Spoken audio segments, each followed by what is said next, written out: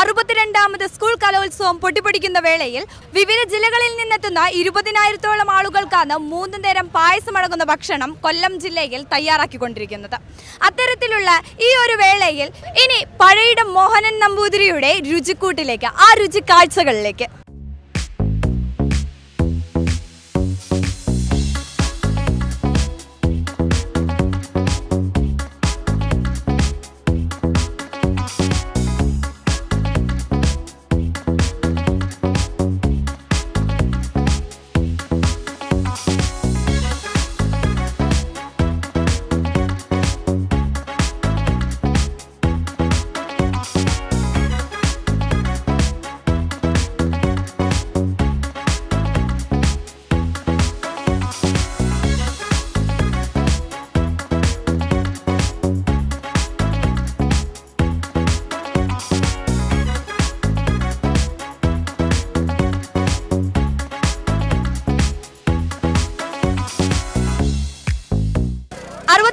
സംസ്ഥാന സ്കൂൾ കലോത്സവത്തിന്റെ രുചിയിടം കുട്ടികളെ കൊണ്ട് സമൃദ്ധമായിരിക്കുകയാണ്.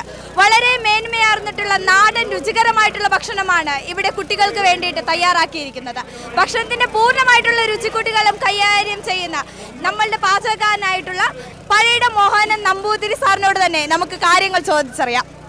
സാർ, എങ്ങനെയാണ് ഭക്ഷണത്തിന്റെ മെനുവും അതുപോലെ തന്നെ കാര്യങ്ങളും? എല്ലാ ദിവസവും പായസത്തോട് കൂടി 10 കൂട്ടം വിഭവങ്ങളുണ്ടാവും. ഉച്ചയ്ക്കുണ്ട്, ഊണിന്, ഉച്ചയ്ക്കടുത്ത് സദ്യ. അങ്ങനെയാണ്.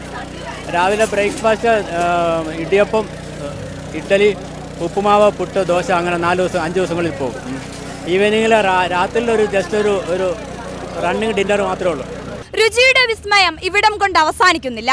ഇന്ന് 4-ാം തീയതി മുതൽ 8-ാം തീയതി വരെയും സംസ്ഥാന സ്കൂൾ കലോത്സവത്തിലെ മുഴുവൻ കുട്ടികൾക്കും രുചിയുടെ വിസ്മയത്തിന്റെ മായാലോകം ഇവിടെ തുറക്കുകയാണ്.